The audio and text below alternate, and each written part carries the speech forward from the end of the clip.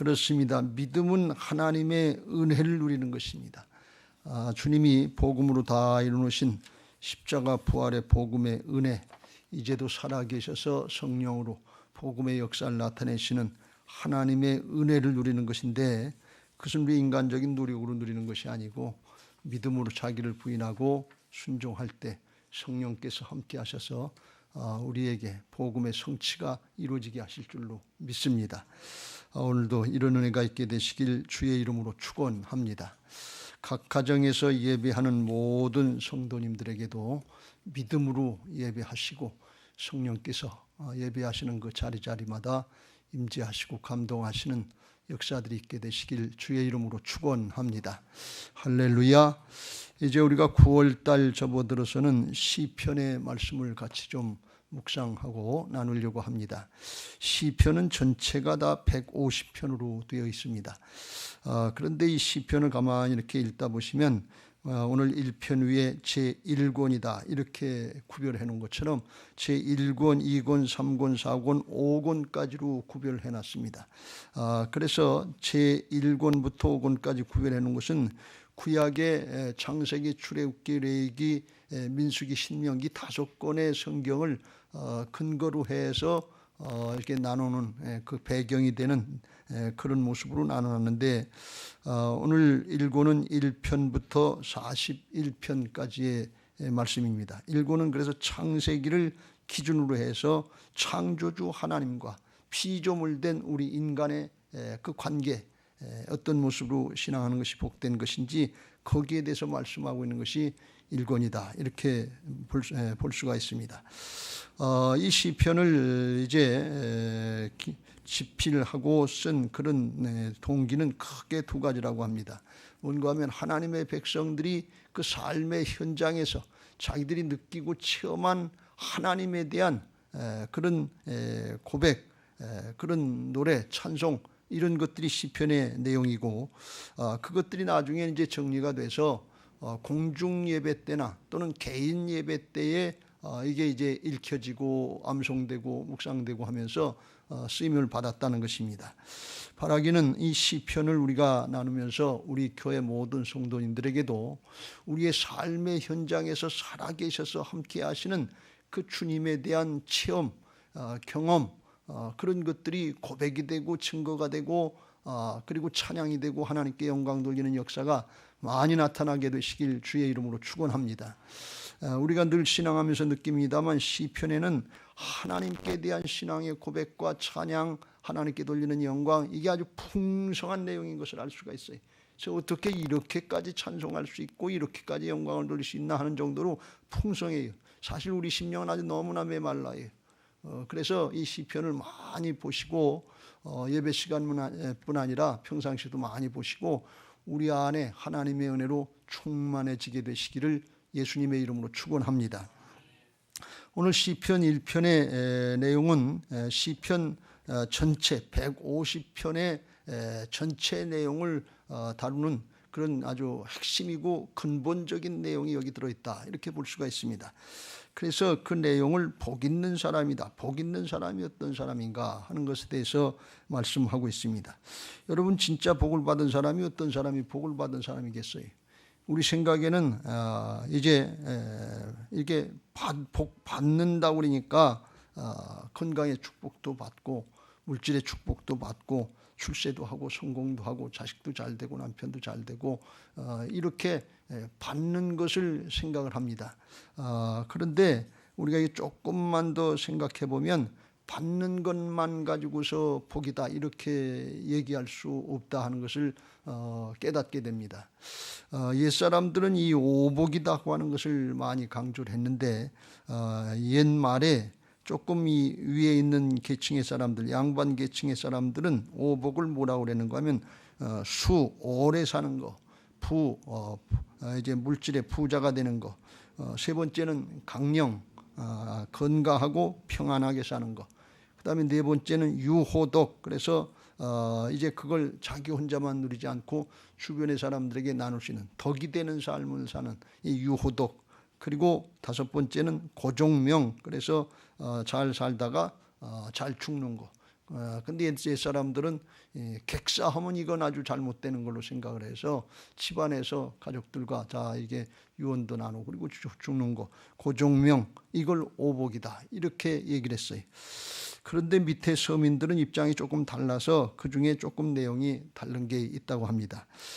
오래 사는 거나 부자가 되는 거나 강령을 누리는 거나 그건 똑같은데 서민들이니까 또는 상놈들이니까 신분이 조금 높아지기 위해서 귀해지는 게 그게 네 번째 복이라고 생각했고, 그리고 다섯 번째는 무슨 복이 있는가 하면 자손들이 많이 번성하는 거 이걸 복이라고 했어요. 그래서 자식들이 많으면 다복하십니다 이렇게 인사하는 게 왜 인사하는가 하면 그 오복에 들어가 있는 거기 때문에 그래요. 그래요.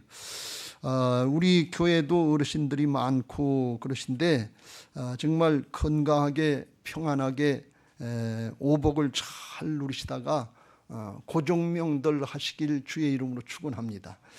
그런데 이게 세상의 복이라서 조금 모자라요.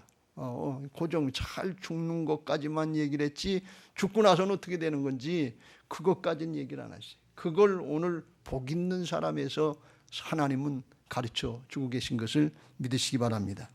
이게 무슨 말씀인가 하면 이렇게 오복을 누리고 이제 받고 그랬는데 그게 진짜 우리에게 복이 되는가 안 되는가는 살아보면 알아요. 그야말로 자식들 많이 나서 다복하십니다 그리고 인사를 받는데 그 자식들이 다 부모님을 효도하고 잘 모시고 잘 되고 그런 건 아니고 이게 속색이고 그야말로 부모의 마음을 아프게 하는 자식들도 많기 때문에 이게 다 복은 아니에요. 부자가 되면 복이 될 것으로 생각했는데 우리가 잘 아는 것처럼 어떤 사람이 하루아침에 복권이 당첨이 돼가지고서 큰 돈을 얻으니까 그때부터는 아유 이젠 일 안 하고 살아도 되겠다 그리고 일도 그치고 먹고 마시고 놀고 하는 이 잘못된 삶으로 빠져들어서 얼마 안 있다 다 탕진하고 인생이 폐위되는 그런 경우가 됐다고 하는 것을 우리가 듣는 경우가 있어요. 그럼 그건 복이 아닌 것입니다. 건강하고 성공하고 출세했는데 그랬는데 나중에 보니까 교만해져서 그것 때문에 하나님을 믿지 않고 건강하고 성공하고 출세했는데 이게 자기가 잘한 줄 알고 교만해져서 나중에 가정이 이제 파탄이 나고 이혼이 되고 이런 경우도 종종 있단 말이죠. 그러니까 이게 복을 받았다고만 다 복이 되는 게 아니라고 하는 것을 우리가 알 수가 있어요.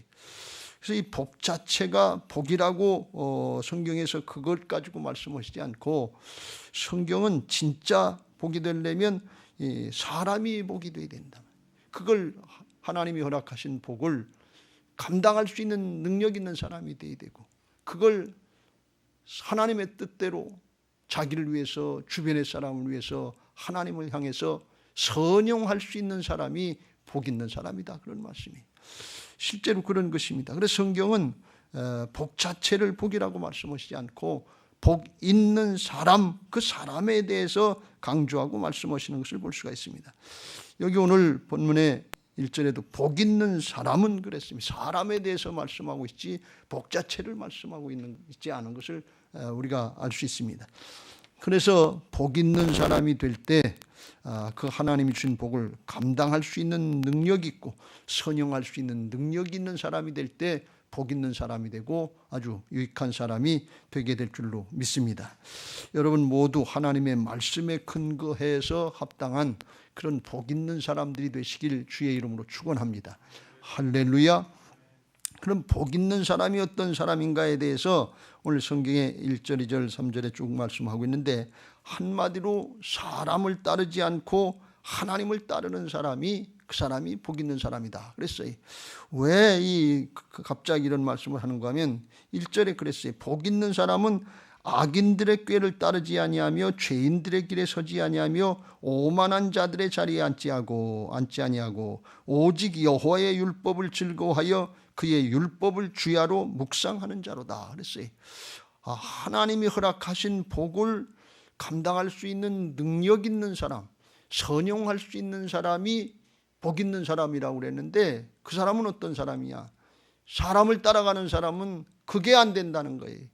선용이 안 되고 감당이 안 된다는 게, 자기 생각대로 사람의 방법대로 했는데 그게 마음대로 안 된다는 거예요. 왜 그런가 하면 이 세상은 이 하나님이 창조를 하시고 하나님이 말씀대로 법대로 다스리고 그리고 하나님이 그 법대로 나중에 심판을 하니까 아무리 인간의 생각으로 방법을 따라서 좋게 잘 하려고 해도 하나님의 방법하고는 안 맞는 거예요.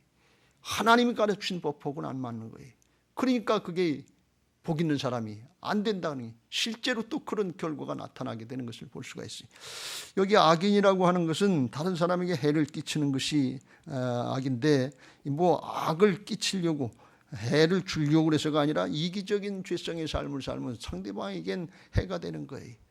또 죄인이라고 하는 것은, 죄라고 하는 것은 원어의 표현에 보면 목표에서 빗나갔다, 그게 죄인의 삶이에요. 근데 하나님이 우리에게 인생의 목표를 준 것은 어딘가 하면 하나님 자신이고 하나님 나라 영생이고 하늘나라란 말이죠. 근데 사람의 생각을 따라가면 어떻게 되는 거? 하나님 나라가 목표가 아니에요. 세상 나라 거고 자기 자신이 목표고 이렇게 돼버리고, 그러니까 안 맞는 거예요. 또 오만한 자라고 하는 것은 더 나가서 하나님이 안 계신 것처럼 자기가 하나님 노릇하고 주인 노릇하는 게, 이게 오만한 죄. 그러니까 사람의 방법, 사람의 이제 길을 따라가고 자기 주장 고집 따라가 봐야 하나님의 뜻대로 안 되는 게, 선용이 안 되는 거예요. 자기도 망하고 다른 사람도 망하게 하는 거예요. 그래서 6절에 무릇 의인들의 길은 여호와께서 인정하시나 악인들의 길은 망하리로다. 망하는 길로 가는 거예요. 이걸 누가 아냐 그러니, 성경이 가르쳐주지 않으면 아무도 모르는 거예요. 잘했다고 생각하고 똑똑하게 잘했다고 성공하고 출세했다고 그러는데 그 내용을 살펴보면 나중에 보면, 조금 있다 보면 망하는 길로 가고 있더라 그래. 자기만 망하는 게 아니에요. 그냥 가족 전체를 갑오시키로, 이 갑오시키라고 일본 말인데 통째로 다 망하게 하는 이런 경우가 종종 있는 것을 볼 수가 있어요. 그래서 하나님의 뜻을 따라야 되는데 하나님의 뜻을 알고 하나님의 뜻을 따르는 구체적인 방법이, 그게 하나님의 말씀을 따르는 것인 것을 믿으시기 바랍니다. 그 말씀이 법이니까. 그래서 오직 그랬어요. 오직 여호와의 율법을 즐거워하여 그의 율법을 주야로 묵상하는 자로다 그랬어요. 사람을 따른다고 하는 것은 결국은 하나님을 인정하지 않는다는 것입니다. 자기가 하나님 노릇한다는 것입니다. 여러분, 하나님 앞에 하나님이 창조하시고 하나님이 다스리는데 그 하나님을 인정하지 않고 그 하나님의 법을 따르지 않으면 어떻게 되는 거예요? 하나님을 무시하는 거 아니에요. 이게 가장 큰 죄인 것을 깨달으시길 주의 이름으로 축원합니다. 그래서 예수님이 죄라고 그럴 때 간음하고 도적질하고 뭐 누굴 두드려 패고 이런 죄를 말씀하시지 않고, 그거보다 더 크고 근본적인 죄가 있는데, 죄라 하면 저희가 나를 믿지 아니하며, 여러분 불신앙죄가 가장 큰 죄인 것을 깨달으시길 주의 이름으로 축원합니다.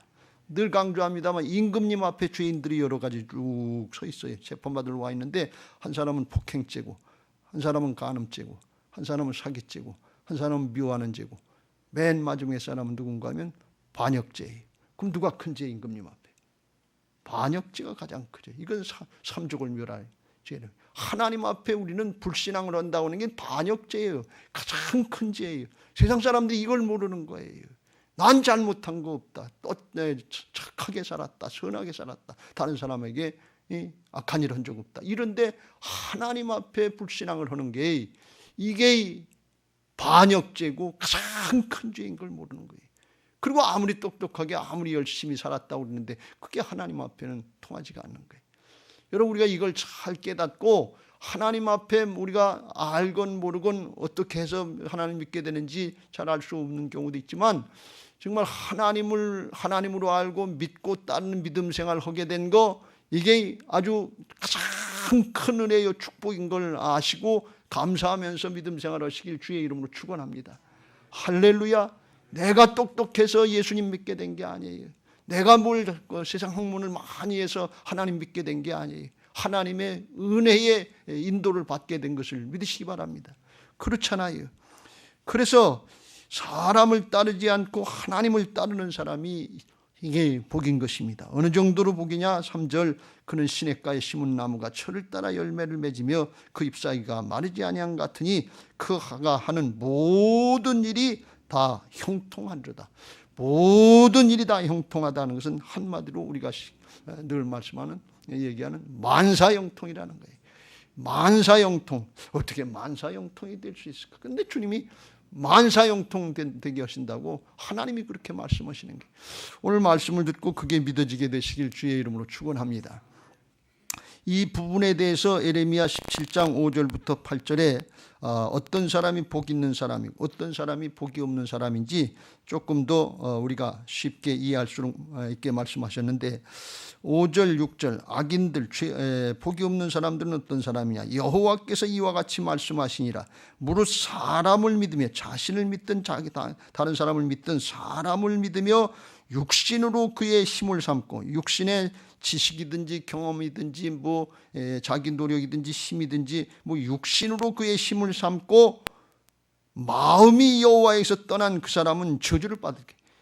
자, 육신을 의지하고 사람을 의지하는 사람은 아무것도 아닌 것 같은데 속을 보면 마음이 하나님께서 떠났다. 하나님을 인정하지 않는 거예요. 그 저주반, 이게 불신앙의 죄, 반역죄. 그런 사람의 인생은 어떠냐? 그는 사막의 떨기나무 같아서 좋은 일에 오는 것을 보지 못하고 광야 간조한 곳 건건한 땅 사람이 살지 않는 땅에 살리라. 광야의 떨기나무, 메마른 신앙이 된대. 왜? 조금 이따 나옵니다만 하나님의 말씀을 통해서 심령들에게 공급해 주시는 양분의 공급이 안 되는 거예요. 왜? 하나님을 인정하지 않으니까, 하나님의 말씀을 믿지 않으니까.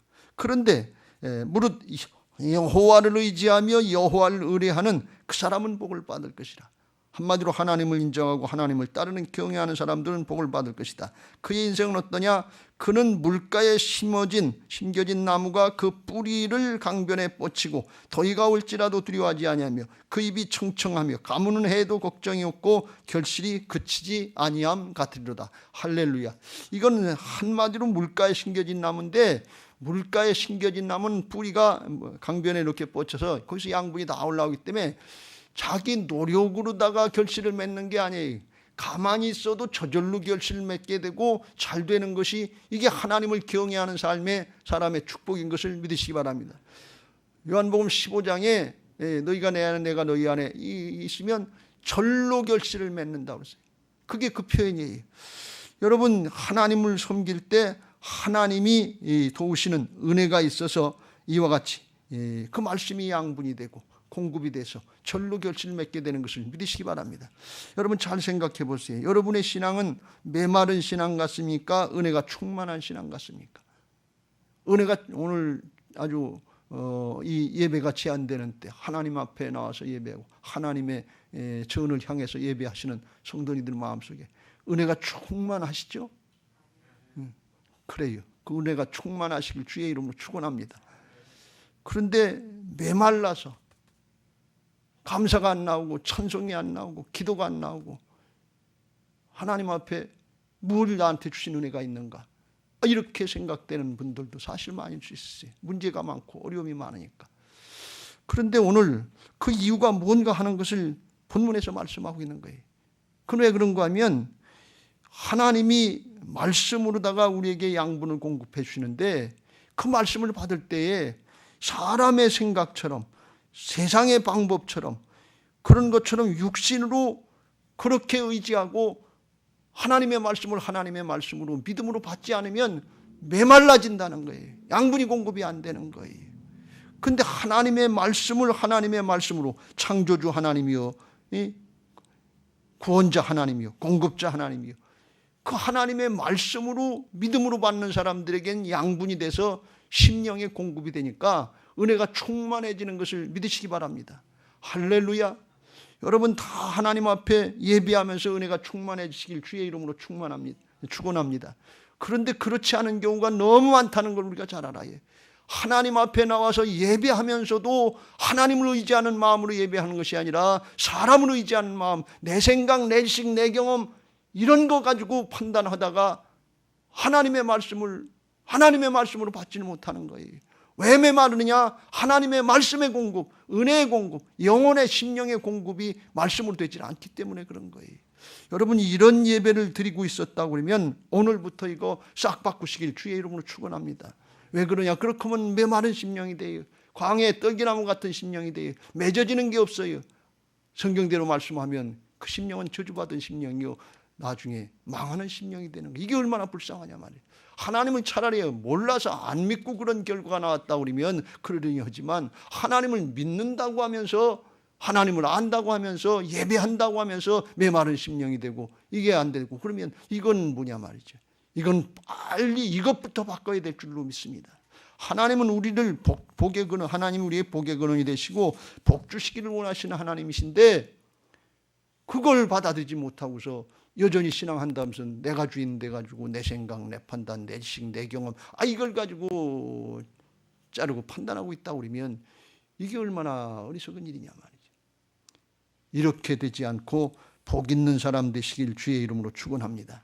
시냇가에 심은 나무와 같이 은혜가 충만하고 양분이 공급되고 때를 따라서 열매가 맺어지고 만사가 형통하게 되게 하시는 그런 복 있는 신앙, 복 있는 사람들 되시길 주의 이름으로 축원합니다. 그럼 복 있는 사람이 되려면 어떻게 되냐? 예수님을 내 마음의 구주로, 구세주로, 주님으로 받아들이고 하나님의 자녀로 영적으로 거듭나야 될 줄로 믿습니다. 영접하는 자 곧 그 이름을 믿는 자들에게는 하나님의 자녀가 되는 권세를 주신다고 그랬어요. 여러분 아멘 하시길 주의 이름으로 축원합니다. 이게 얼마나 귀한 일인지 모르는데 이거 그냥 생각으로 넘어가기 쉬워요. 정말 하나님 앞에 오늘 고백하시길 바랍니다. 절 따라서 고백하시길 바랍니다. 예수님, 나는 이 시간 예수님을 나의 구세주로, 나의 주님으로 영접합니다. 이제부터 복 있는 사람이 되게 하옵소서. 아멘. 그렇습니다. 주님이 우리 안에 들어오셔서 주인 되셔야 돼요. 그러 이게 성령으로 거듭나는 역사가 있는데 요한복음 3장 5절 6절 예수께서 대답하시되 진실로 진실로 내게 이르노니 사람이 물과 성령으로 나지 아니하면 하나님의 나라에 들어갈 수 없느니라. 육으로 난 것은 육이요 영으로 난 것은 영이니.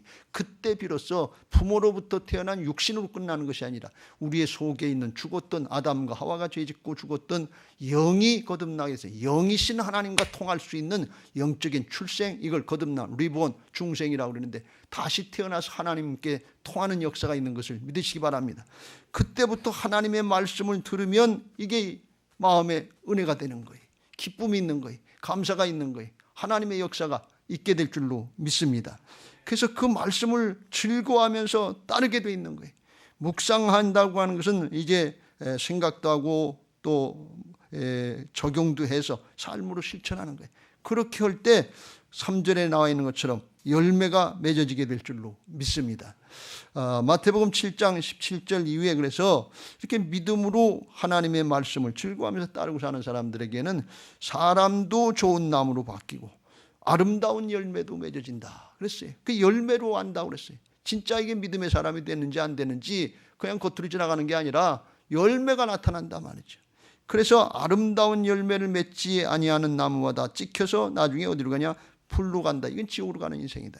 그래서 이러므로 그들의 열매로 그들을 알리라 그랬어요. 근데 우리가 신앙하면서 크게 아주 아름다운 열매 2개를 맺어야 되는데 하나는 자기 자신이 예수님의 성품으로 바뀌는 그런 성품의 열매, 하나님의 형상으로 회복되는 성령의 열매들이 맺어지는 그런 열매가 있고, 하나는 나만 구원받고 끝나는 것이 아니라 주변의 사람들 구원하는 구원의 열매, 전도의 열매들이 맺어지는 게 아름다운 열매인 것을 믿으시기 바랍니다. 이게 열매가 맺어지는 사람이, 그 사람이 하나님 앞에 복 있는 사람이 바른 신앙이. 이걸 달리 말씀드리면 나도 바뀌고 다른 사람, 나도 구원받고 다른 사람도 구원받게 하고, 나도 바뀌고 다른 사람도 바뀌게 하는 이 역사가 주님의 몸된 교회가 되는 역사인 것을 믿으시기 바랍니다. 주님의 역할을 감당하는 모습으로 바뀌는 게. 그래서 마태복음 16장 15절 이후에 예수님이 제자들에게 묻습니다. 묻고 베드로에게 너희는 나를 누구라고 하느냐 그랬더니 시몬 베드로가 주는 그리스도시요 살아계신 하나님의 아들입니다. 이렇게 고백을 잘 하니까 예수께서 바요나 시몬아 내가 복이 있도다 그랬어요. 복 있는 사람이 됐다는 거예요. 여러분, 바른 믿음을 가진 사람이 복 있는 사람인 것을 믿으시기 바랍니다. 저도 말씀드린 것처럼 믿는다고 하는데 자기 생각이 주인이야, 세상의 지식이 주인이야, 세상의 경험이 주인이야, 자기 고집이 주인이야, 그건 복 있는 사람이에요. 주님이 주인이시고 나를 다스리는 하나님이고 만왕의 왕 되신 통치자이고 이걸 고백하고 믿고 따라가는 사람이 복 있는 사람인 것을 믿으시기 바랍니다. 시몬아 내가 복이 있도다. 이를 내게 알게 하니는 혈육이 아니요 하늘에 계신 내 아버지니라. 성령께서 그렇게 깨우치셨다는 게. 또 내가 네게 이르노니 너는 베드로라. 내가 이 반석 위에 내 교회를 세우리니 음부의 권세가 이기지 못하리라. 그래서 그 믿음의 고백이 잘 된 사람, 바른 신앙을 가진 사람, 복 있는 사람이 된 사람, 그 사람에게 교회가 되는 역사, 교회가 세워지는 역사가 있는 것을 믿으시기 바랍니다. 그래서 이 열매가 잘 맺어지고 성품이 바뀌고 구원의 열매가 맺어진 사람이 교회가 되는데 그런 사람을 통해서 가정교회가 이루어지는 거예요. 가정이 인가기도 되는 역사가 나타나는 거예요. 목장이 번성하는 역사, 목장교회가 이루어지는 거예요. 그런 사람들이 다음 세대를 살리는 역사가 있는 것입니다. 직장에 가면 직장교회가 이루어지는 거예요. 한국교회도 그렇게 이루어지고 나라와 민족도 그렇게 살리는 역사를 누굴 통해서 하시느냐?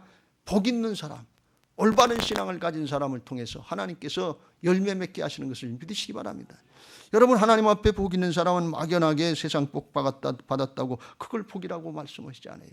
궁극적으로 나도 구원받고 다른 사람도 구원받고 교회를 이루어간 가정도 구원하고 직장도 구원하고 사업장도 구원하고 주변의 사람들 구원해서 다 그들을 또 올바른 목적지, 올바른 목표지, 하나님 나라 천국으로 가게 해. 그게 올바른 신앙인 거예요.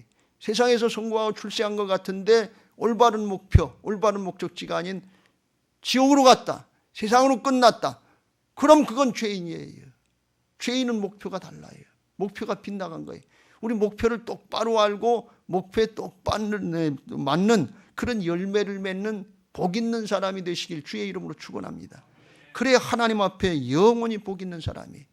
이게 우리가 그렇게 예수님 믿고 변화받고 그 길로 성령으로 인도받고 살게 하셨으니까 이게 얼마나 감사하고 복된 일이냐 말이에요. 이게 은혜인 줄로 믿습니다. 여러분 그러면 복 있는 사람의 신앙의 특징을 오늘 본문에 나타있는 걸 두 가지를 좀 더 살펴보면서 은혜를 나누려고 합니다. 이게 진짜 이제 복을 받고 구원을 받고 열매를 맺는 이런 사람에게 나타나는 특징이 있는데 2절에 오직 여호와의 율법을 즐거워하여 그의 율법을 주야로 묵상하는 자로다. 그래서 이렇게 좋은 열매를 맺을 수 있는 사람은 어떤 사람이냐? 기쁘고 즐겁게 신앙생활을 한다는 사실을 꼭 믿으시길 주의 이름으로 축원합니다. 즐겁게 하는 거예요. 왜? 신앙하는 것이 이게 얼마나 큰 은혜의 축복인가 하는 것을 깨달았기 때문에. 묵상한다고 하는 것은 그냥 가만히 앉아서 묵상만 하는 것이 아니라 암송도 하고 스타된 오배 적용도 해서 우리 삶의 현장에 순종하는 거예요. 그렇게 믿음 생활을 하는 거예요. 근데 어떻게 하느냐? 기쁘고 즐겁게 하는 거예요. 왜? 이게 최고의 복 있는 사람의 삶이니까. 하나님이 영혼을 보장해 주니까. 그걸 깨닫고 그 가치와 의미를 아는 사람은 기쁘고 즐겁게 사는 것을 믿으시기 바랍니다. 입시생이 입시를 준비하는데 그 가치와 의미를 모르면 힘들고 어렵다고 안 해버리고 말아요. 중간에 도태되는 거예요. 그런데 이게 내가 그래도 대학을 나오고 그 다음에 내가 꿈을 펼치고 하나님 앞에 쓰임받을 수 있는 길이 있다고 생각하면 그 가치를 알면 그 수고하고 힘든 거 넉넉히 이겨나가고 기쁨으로 감당할 수 있는 것을 믿으시기 바랍니다. 여러분 손흥민 선수한테 축구 연습을 하라고 그러는데 힘들어서 못한다. 너무 그 가치가 없다. 그러겠어요? 유현진 선수한테 이게 볼 던지는 거 연습하라고 그러는데 그거 억지로 하겠어요? 이 가치와 의미를 아는 사람은 즐겁게 투자하는 것을 믿으시기 바랍니다. 그게 천국의 가치를 발견한 사람이 마태복음 13장 44절 천국은 마치 밭에 감추인 보화와 같으니 사람이 이를 발견한 후 숨겨두고 기뻐하며 돌아가서 자기의 소유를 다 팔아 그 밭을 샀느니라.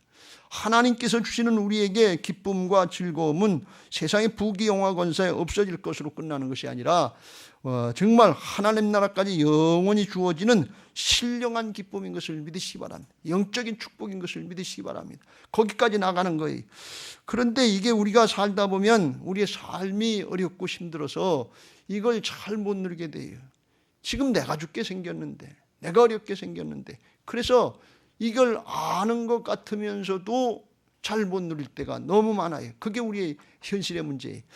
그런데 다윗의 우리의 말씀을 우리가 시편 4편에 살펴봤습니다만 다윗과 같은 경험을 통해서 우리가 힘들고 어려운 사람들에게도 그걸 누릴 수 있도록 하나님이 은혜로 열어주시는 역사가 있는 것을 믿으시기 바랍니다. 다윗은 압살롬이 반란을 일으켜서 아들에게 쫓겨다니면서 부끄럽고 창피하고 정말 어려움을 겪었는데 그때 기쁨이 충만했다고 고백을 해요. 이게 무슨 거짓말 같은 소리냐 말이에요. 그러니까 다윗의 편에 들어서 다윗의 이제 압살롬의 군대에게 쫓겨다니던 다윗의 추종자들이 나중에 힘이 빠지니까 이렇게 불평 같은 불평을 했어요. 여러 사람의 말이 우리에게 선을 보일 자 누구뇨? 선을 보일 자라는, 우리를 누가 구원해주고 누가 다시 번성하게 하고 회복시켜줄 자가 누구가 있냐? 우리가 지금 이렇게 어렵고 힘들고 죽게 생겼는데, 다윗도 죽게 생겼는데. 그런데 다윗이 그때 그렇게 고백합니다. 여호와여, 주의 얼굴을 들어 우리에게 비추소서 하면서 고백하기를 7절에 주께서 내 마음에 두신 기쁨은 그들의 곡식과 새 포도주가 풍성할 때보다 더하니다 그랬어요. 지금 쫓겨다니면서 죽게 생겼고 아들이 반란을 일으켜서 창피찬란한데 하나님 앞에도 자기 죄 때문에 그런 것 같은데 죄책감이 있는데 무슨 기쁨이 있고 무슨 감사가 있냐 말이죠. 그런데 다윗이 고백하길 주께서 내 마음에 두신 기쁨은 그들의 곡식과 새 포도주가 풍성할 때보다 더 크다, 그런 말씀이. 어떻게 이런 일이 있냐 그러니, 이게 다윗이 누린 하나님 앞에 신령한 기쁨인 것을 믿으시기 바랍니다. 무슨 말씀인가 하면 세상 사람들은 이 곡식, 포도주, 이게 소유의 기쁨이 가장 큰 기쁨에 추수할 때, 그런데 하나님이 다윗에게 주신 그 신령한 기쁨은 세상 사람들이, 하나님을 알지 못하는 사람들이 가지고 있는 소유의 기쁨보다 훨씬 더 크다는 거예요. 그걸 고백을 했는데, 그걸 누리는 비결을 말씀했는데, 주의 얼굴을 들어서 우리에게 비춰주실 때 그런 일이 있다, 그런 말씀이에요. 이걸 조금 더 설명을 해드리면 로마서 8장 5절부터 8절에 바울이 고백한 것처럼 육신을 따른 자는 육신의 일을, 영을 따른 자는 영의 일. 육신에 속한 자는 육신적인 것밖에 모르는 거예요. 세상의 기쁨밖에 모르는 거예요. 근데 성령으로 인도받고 거듭난 영을 따르는 사람들은 하늘의 신령한 것들이 믿어져서 이게 기뻐지고 즐거워하는 역사가 있어요. 육신의 생각은 사망이요 영의 생각은 생명과 평안이고, 육신에 있는 사람들은 좋은 것 같은데 하나님과 원수가 돼서 하나님의 법에 굴복하지 아니할 뿐 아니라 할 수도 없고, 육신에 있는 사람들은 결국 하나님을 기쁘시게 하지 못한다. 하나님 앞에 기쁨이 없어요. 그런데 이 영에 있는 사람들, 하나님을 바라보는 사람들, 주의 얼굴을 비춰달라고 하는 뜻은 무슨 뜻인가 하면, 하나님은 빛이시라, 주께서 우리를 향해서 그 빛을 비춰주시면 우리의 마음속에 있는 불신앙의 어둠의 세력이 방해해서 염려하고 근심하고 두려워하고 불평하고 원망했던 어둠의 영들이 빛 가운데 쫓겨나가고 밝은 모습으로 영적으로 회복돼서 그냥 믿어지는 역사가 있는 것을 믿으시기 바랍니다. 심령이 회복돼서 감사가 올라오고 기쁨이 올라오고 충만해지는 역사가 하나님의 은혜로 치료되는 역사가 있는 것을 믿으시기 바랍니다. 이걸 바울은 고린도후서 4장에 복음의 영광스러운 광채다 이렇게 얘기합니다. 만일 우리의 복음이 가리었으면 망하는 자들에게 가려진 것이라. 그 중에 이 세상의 신이 믿지 아니하는 자들의 마음을 혼미하게 하여 그리스도의 영광의 복음의 광채가 비치지 못하게 함이니, 그리스도는 하나님의 형상이라. 하나님의 영광스러운 복음의 광채가 우리 심령에 비춰지면 이 내 생각, 사람의 방법, 사람의 경험, 고집, 이걸로다가 가려져서 육신적인 것밖에 몰랐던 그 영이 열려지고 하늘이 열려져서 하나님 나라 것이 믿어지고 하나님이 함께 하시는 것이 믿어지고 내가 지금 어떤 존재인가 믿어져서 그냥 기뻐지고 감사해지고 충만해지고 하는 역사가 있게 되는 것을 믿으시기 바랍니다. 여러분, 코로나 사태가 있으니까, 건강에 문제 있으니까 두렵지, 코로나 사태가 있고 경제가 어려워지니까 염려가 되고 근심이 되지, 누가 일부러 걱정하려고 그러고 누가 일부러 염려하려고 그래서 그럽니까? 이렇게 얘기하는 게 모든 사람이고, 세상 사람들이 그걸 가지고, 정부가 그걸 가지고 다스리려고 그러고, 그런데 하나님 앞에는 안 그런 사람이 있다는 거예요. 그런 것 끄떡 없이 염려, 근심, 걱정 없이 기뻐하고 즐거워하고 이겨나가는 사람이 있는데, 그 사람이 이와 같이 영광스러운 복음의 광채가 비춰지고 하늘이 열려진 사람인 것을 믿으시기 바랍니다. 신약에서는 예수님이 팔복을 말씀하셨는데, 이건 사람에게 주시는 복인데, 이 팔복을 말씀하시면서 가장 큰 복, 가장 좋은 복, 어디까지 복이 있느냐? 뭐 온유한 자도 되고 이해 줄이고 목마른 자도 되고 긍휼히 여긴 자도 되고 마음이 청결한 자도 되고 화평케 하는 자도 되는데, 마태복음 5장 10절 위에 보면 의를 위하여 박해를 받는 자는 복이 있나니 천국이 그들의 것이며 나로 말미암아 너희를 욕하고 박해하고 거짓으로 너희를 거슬러 모든 악한 말을 할 때는 너희에게 복이 있나니. 지금 핍박당하고 고난당하고 역경당하는데 복이 있다는 거예요. 근데 말로다만 끝나면 무슨 소용이 있냐 말이죠. 12절 기뻐하고 즐거워하라. 하늘에서 너희 상이 큼이라. 너희 전에 있던 선지자도 이같이 박해야 하니 그같이 박해받았다. 그런 순간에 기뻐하고 즐거워하라는 거예요. 근데 박해받으면서 어떻게 기뻐하고 즐거울 수가 있겠어요? 육신의 느낌이나 감정 가지고는 안 돼요.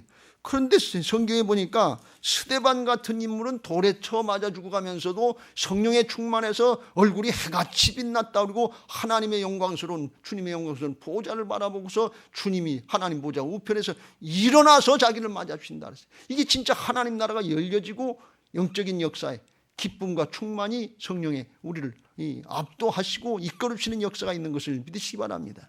이렇게까지 역사하시는 거예요. 이게 영광스러운 복음의 광채인데, 그걸 우리가 지금 내 생각으로, 사람의 방법으로, 세상의 경우로다 이게 막히고 가려져 있다는 걸 모르는 거예요. 불신앙의 사람들에겐 가려져서 혼미해 있어요. 이거 주님의 얼굴을 비춰달라고 하는 다윗의 고백이나 복음의 영광스러운 광채를 우리에게 비춰줘서 하나님의 형상이 회복돼서, 예수님은 불신앙이 없었잖아요. 왜? 하늘이 열려졌기 때문에, 죄가 없었기 때문에. 복음으로 이거 다 감당해 주신 것을 믿으시기 바랍니다. 이게 열려질 때 이렇게까지 기뻐하는 거예요. 이걸 예수님은 이 땅에 오셔서 육신으로 사실 때 성령으로 기뻐하셨다. 그래서 육신의 기분, 감정 가지고, 느낌 가지고 기뻐하는 것이 아니고 신령한 기쁨, 영적으로 기뻐했다. 그걸 하나님의 자녀가 된 우리들도 그걸로 기뻐하라고 그랬어요. 누가복음 10장 20절 21절 귀신이 너희에게 항복하는 것으로 기뻐하지 말고 한번 능력이 나타나는 현상으로 기뻐하지 말고, 그런 얘기. 너희 이름이 하늘에 기록된 것으로 영원히 구원받은 하나님의 자녀가 된 거, 이걸 가지고 기뻐하라. 그러면서 그때 예수께서 성령으로 기뻐하시며 이르시되 천지의 주제이신 아버지, 이것을 지혜롭고 슬기는 자들에게는 숨기시고 어린아이들에게는 나타내심을 감사하나이다. 옳소이다. 이렇게 된 것이 아버지의 뜻입니다. 성령으로 기뻐하셨다는 거예요. 그러면서 이런 기쁨이 누구에게 있는가 하면 어린아이 같은 사람들에게, 어린아이 같은 심령들, 이 가난한 심령인데 그런 사람들에게 있다, 그런 말씀이. 무슨 말씀이에요? 조금 커가지고 자기 자아가 커진 사람들은 자기 생각, 자기 경험, 자기 지식, 뭐 자기 것, 세상의 것으로 가려져 있고 꽉 차 있어서 하나님 나라의 진리의 말씀을 말씀해도 그대로 받질 않는 거예요. 어린아이들은 고집도 피고 그러지만 자기 생각, 자기 지식, 뭐 이런 것들이 자아가 약한 거예요. 그러니까 말씀하면 그대로 받는, 아멘하고 예하고 받고 그대로 믿어지는 그런 어린아이 같은 심령의 사람들에게 영적으로 기뻐하는, 성령으로 기뻐하는 이런 은혜가 있는 것을 믿으시기 바랍니다. 여러분, 이게 원래 에덴의 동산에서 하나님이 허락하신 원래 하나님의 오리지널 디자인, 원래 계획하셨던 하나님의 형상의 모습인 것을 믿으시기 바랍니다. 이게 안 되면 이게 말씀이 잘못된 게 아니고 내 심령의 상태가 그렇게 메마르고 가려져 있다는 사실을 알고 예수님에 대해서, 말씀에 대해서 불신앙을 하고 있다는 것을 알고 회개하고 돌이키시길 주의 이름으로 축원합니다. 죄라 하면 저희가 나를 믿지 않으면 주여 나를 불쌍히 여겨주옵소서. 여전히 내 주장, 내 고집, 세상의 것 가지고서 이거 가지고 말씀을 지금 판단하고 있습니다. 내가 안 되니까 하나님도 안 되는 줄 알고, 내가 안 되니까 다른 사람도 안 되는 줄 알고 이렇게 착각하고 오해하고 있습니다. 주여 나를 불쌍히 여겨주옵소서. 용서해 주시고 예수님의 보혈로, 부활의 능력으로 영광스러운 복음의 광채가 비춰지게 하시고 성령의 역사로 내게도 그런 은혜를 주시옵소서 하면서 복음의 말씀, 성령의 도우심, 이걸 바라보고 예배하는 자들이 신령과 진정의 예배자들인 것을 믿으시기 바랍니다. 그런 사람의 그런 은혜를 주시는데, 이게 달리 말씀드리면 성령의 충만이 명절 끝날 곧 큰 날에 예수께서 서서 외쳐 이르시되 누구든지 목마르거든 내게로 와서 마시라. 나를 믿는 자는 성경에 이른같이 그 배에서 생수의 강이 흘러넘치는, 기쁨이 충만해지는 하늘의 기쁨, 예수님의 기쁨이 있게 되는 것을 믿으시기 바랍니다. 믿어지는 거예요. 왜? 성령께서 역사하시니까. 그 속, 그 배에서 그런 것은 우리의 심령 깊은 곳에서 의와 평강과 희락이 넘치는 거예요. 생수강이 넘치는데 이는 그를 믿는 자들의 받을 성령을 가리켜 말씀하신 것이라. 성령으로 우리도 예수님처럼 기뻐할 수 있도록 우리 안에 오셔서 다스리고 하나님의 통치가 나라가 이루어지게 하실 줄로 믿습니다. 할렐루야. 그래서 복 있는 사람은 말씀대로 살기를 사모하고 이제 기도하고 그러면 이렇게 기쁘고 즐겁게 신앙생활을 할 수 있도록 축복하시는 것을 믿으시기 바랍니다. 사정이 어떠냐, 형편이 어떠냐, 그 세상의 사람들이 어떻게 생각하고 판단하느냐, 그게 문제가 안 돼요.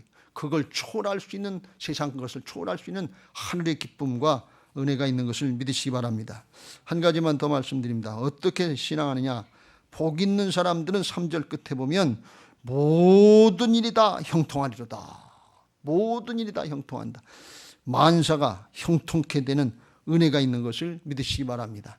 이 형통한다 하는 것은 사람의 뜻대로 된다는 것이 아니라 하나님의 뜻대로 되어지는 것이 영원한 형통인 것을 믿으시기 바랍니다. 서두에도 말씀드린 것처럼 성공하고 출세하고 잘 살게 됐는데, 그런데 그것 때문에, 그것 가지고 타락하고, 그것 때문에 하나님을 믿지 않고, 그것 때문에 죄를 지었다, 그리고 지옥 갔다. 그럼 이게 형통이 아니라 말이지. 그걸 복이라고 하지 않아요.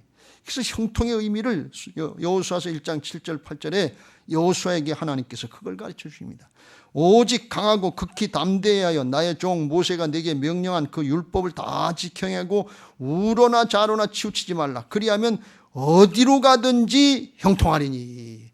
어디로 가든지 형통하는데, 어디로 가든지 형통하는 모습이 뭐냐? 좌로나 우로나 치우치지 않고 말씀 따라가면, 하나님의 법을 따르면 그 말씀대로 되는 게 하나님 앞에 형통인 것을 믿으시기 바랍니다. 8절에 다시 이렇게 강조합니다. 이 율법책을 내 입에서 떠나지 말게 하며 주야로 그것을 묵상하여 그 안에 기록된 대로 다 지켜 행하라. 그리하면 내 길이 평탄하게 될 것이며 내가 형통하리라. 할렐루야. 그러니까 형통하게 되려고 하는 데 있어서 내가 형통하려고 길을 쓰고 힘을 쓰는 게 아니야. 시냇가에 심은 나무처럼 저절로 되는데, 우리는 뭔가 하면 말씀 따라가는 걸 기뻐하고 즐거워하고 그것만 따라가면 형통케 하시는 건 하나님께서 주시는 은혜인 것을 믿으시기 바랍니다. 할렐루야. 그래서 그 형통한 모습이 나중에 최후에 어떤 모습으로 나타나냐. 출애굽한 이스라엘 백성들이 광야 생활을 하면서 어렵고 힘든 과정이 너무 많았어요. 여기서 원망도 하고 불평도 하다 많이 죽어갔는데 가나안 땅을 들어가지 못해, 목표에 들어가지를 못했어요. 목표에 들어가는 게 형통인 것을 믿으시기 바랍니다. 가나안 땅에 들어가야죠. 그래서 신명기 8장 15절 16절에 너를 인도하여 그 광대하고 위험한 강야 곧 불뱀과 전갈이 있고 물이 없는 간조한 땅을 지나게 하셨으며 또 너를 위하여 단단한 반석에서 물을 내셨으며, 이렇게 광야 생활 힘들고 어렵게 한 이유는 뭐냐? 내 조상들도 알지 못하는 만나를 광야에서 내게 먹이셨나니 이는 다 너를 낮추시며 너를 시험하사 테스트하셔서 연단하셔서 마침내 내게 복을 주려 하시면, 마침내 복을 주려 하셨는데 그 마침내 주시려고 하는 복이 뭐냐? 하나님의 약속의 땅 가나안에 들어가게 하는 거예요. 이 땅에 천국으로 들어가게 하는 거예요. 목표가 똑바로 맞고 그 목표에 도달하는 사람이, 그 사람이 복 있는 사람인 것을 믿으시기 바랍니다. 광야 생활 가운데 불뱀도 없고 전갈도 없고 정말 잘 먹고 고기 잘 먹고 좋게 편안하게 잘 살았는데 가나안 땅에 못 들어갔다. 그러면 그건 죄인이에요. 그건 형통이 아니에요. 어렵고 힘들고 고통이고 연단의 과정이었는데 가나안 땅에 들어갔다. 이게 복인 것을 믿으시기 바랍니다. 여러분 이 의미를 잘 깨달으세요. 마찬가지로 우리의 인생도 여기 땅에서 아무리 잘 먹고 잘 살고 성공하고 출세하고 득세해가지고 세상을 다스리고 떵떵거린 것 같지만 하나님 나라 천국에 들어가지 못하면 지옥이다. 그건 형통이 아니에요. 그래서 히브리서 11장의 믿음장의 사람들에게 이렇게 말씀합니다.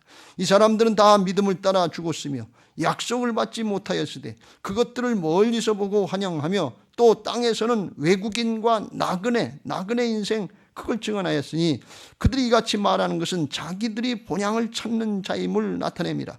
그들이 나온 본향을 생각하였더라면 육신의 본향을 생각했더라면 돌아갈 기회가 있었다. 아브라함 같으면 갈대아 우르로 돌아갈 수도 있고 다윗 같으면 베들레헴으로 돌아갈 수도 있는데 그게 고향이 아니다 그런 얘기예요. 영혼의 고향, 원래 본향, 그들이 이제는 더 나은 본향을 사모하니 곧 하늘에 있는 것이라. 이러므로 하나님이 그들의 하나님이라 일컬음을 받으심을 부끄러워하지 아니하고 그들을 위하여 한 성을 예비하였느니라. 그래서 하늘에 새 예루살렘 성을 예비하고 거룩한 신부들로, 주님의 신부들로 거기서 영원토록 누리면서 하나님의 통치에 참여할 수 있도록 영원한 복을 마련해 주신 것을 믿으시기 바랍니다. 천국을 마련해 주신 걸 믿으시기 바랍니다. 여기 이 목표에 들어가는 사람이 형통한 사람이에요. 여기에 들어가는 사람이 복 있는 사람이에요. 그 목표에까지 도달하지 못하고 중간에 끝나면 그건 지옥으로 가는 거예요. 그건 복 있는 사람이 아니에요. 형통이 아니에요. 여러분 의미를 잘 생각하세요. 이 고난과 역경의 삶을 사는 이 코로나 사태 가운데 여러분도 어려움도 많고 우리 성도님들 힘든 일도 많을 텐데 그 과정 가지고 형통이다 불통이다 이걸 생각하시지 말고 내 목표점이 어딘가 이걸 분명히 하고 내가 지금 목표를 향해서 힘들지만 어렵지만 날마다 예배하고 기도하고 말씀 붙잡고 한 걸음 한 걸음 날마다 나아갑니다. 그러면 이게 형통의 삶인 것을 믿으시기 바랍니다. 아주 최고의 복을 누리는 복 있는 사람인 것을 믿으시기 바랍니다. 누구든지 예수님 믿고 말씀 붙잡고 따라가면 만사가 다 형통하게 되는 것을 믿으시기 바랍니다. 어떤 사람은 되고 어떤 사람은 안 되는 게 아니에요. 인간의 재주나 능력의 차이에 따라 되고 안 되고 한다고 하면 세상에 복을 받는 것처럼 그런다 그러면 이건 복음이 아니에요. 예수님이 다 이루신 복음을 믿고 받아들이고 따라가기만 하면 누구든지 다 형통하고 누구든지 만사 형통할 수 있는 그런 복 있는 사람이 되게 하시는 것을 믿으시기 바랍니다. 할렐루야. 이제 말씀을 마무리합니다. 여러분 부활신앙으로 복 있는 신앙을 시길 주의 이름으로 축원합니다. 할렐루야. 부활신앙은 하나님이 내 안에 오셔서 이제 주인 되신 것을 인정하고 그 말씀대로 따르겠습니다 하는 것을 인정하고 따르는 거예요. 그러면 내 마음을 이 성령께서 다스려 주셔서 주님의 마음과 하나가 되게 하시고 주님의 심정, 주님의 믿음과 하나가 되게 하셔서 그래서 성경 말씀이 그냥 믿어지고 그냥 기쁘고 즐겁게 따라갈 수 있게 되고 그리고 천국과 지옥이 믿어져서 그냥 하늘나라를 바라보는 삶이 될 줄로 믿습니다. 목표점이 바뀌어요. 예수 믿기 전에는 사람이 주인 되면 땅의 게 목적이 부귀영화 권세가 목표예요. 그런데 예수님 믿고 바뀌어지면 하나님 나라가 목표가 되고 그게 더 기뻐지는 거예요. 우리의 믿음의 선배들은 우리의 육신의 부모님들은 어렵고 힘든 때 신앙했는데 목표점이 달랐어요. 그러니까 어렵고 힘들 때 일제 36년을 지나고 6개월 지나고 오늘 기도하신 것처럼 보릿고개를 지났어도 기쁘고 즐겁고 우리보다 더 기쁘고 더 즐겁게 신앙하시다가 하나님 나라로 가신 이유가 뭐냐? 신령한 기쁨을 누렸기 때문에 그래요. 하늘이 열렸기 때문에 그래요. 오늘 우리가 그게 열려야 될 줄로 믿습니다. 오늘날 우리가 먹고 살고 뭐 괜찮게 한다고 뭐 그런 얘기들 하는데 그런데 속에 기쁨이 없어요. 왜? 하늘의 뜻이 믿어지지가 않는 거예요. 부활신앙으로 주님이 다스려지면 예수님 마음처럼 하나님 나라를 바라면서 십자가를 지시고 그 앞에 나가면서도 기쁨이 충만한 신앙이 되게 하실 줄로 믿습니다. 요한복음 15장 11절 12절 내가 이것을 너희에게 이름은 내 기쁨이 너희 안에 있어 너희 기쁨을 충만하게 하려 함이라.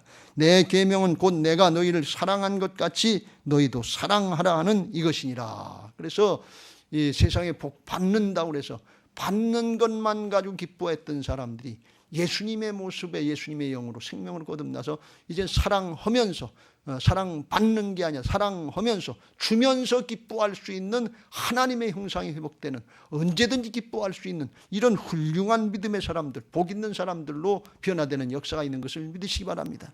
여러분 이게 하나님 나라를 누리고 여기 땅에서부터 하나님 나라를 살아가는 하나님 나라에 속한 자의 복 있는 사람인 것을 믿으시기 바랍니다.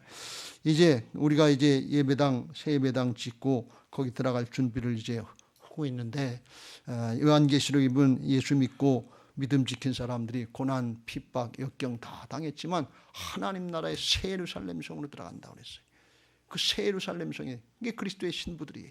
그걸 사모하고 기뻐하면서 믿음 지킨 사람들이 주님 앞에 거룩한 신부로 그렇게 누리는 거예요. 천년 왕국도 있고 영원한 천국도 있고 새 예루살렘 성으로 들어가는 거예요. 근데 우리가 새 예배당 지면서 짓거나 말거나 그런 것이 아니라 여기 들어가는 거 우리 연세자 어르신 성도님들은 언제 그거 들어갈 수 있냐고 나 죽기 전에 들어갈 수 있냐고 그거 물어보시는 분들이 많아요. 저한테 그걸 아주 많이 물어봐요. 그런데 그 새 예루살렘의 새 예배당의 그 성전에 본당 이름을 저 혼자 그렇게 결정했어요. 장로님들한테 이제 나중에 양해를 구하겠지만 그게 본당 이름을 갖다 세루살렘 성전이다 이렇게 정하려고 그래요.